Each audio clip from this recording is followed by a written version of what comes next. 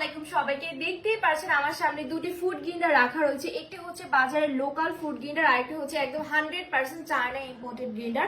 So আমরা কিভাবে বুঝবো কোনটা লোকাল এবং কোনটা 100% অরিজিনাল গ্রিন্ডার?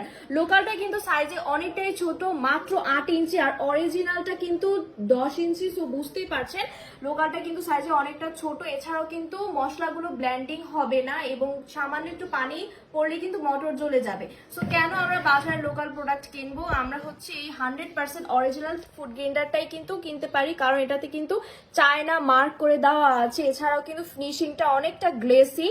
এছাড়াও কিন্তু খুব অল্প সময়ের মধ্যে আপনারা গরম মশলা থেকে শুরু করে যে কোনো মশলা খুব সুন্দরভাবে ব্লেন্ডিং করতে পারবেন। গ্রাইন্ডারগুলোর কিন্তু প্যাকেজিং কিন্তু প্রায় সেম দেখতে। সো আপনারা এটার সাইজ এবং ফিনিশিং দেখে কিন্তু 100% অরিজিনাল ফুড গ্রাইন্ডারটি বেছে নেবেন।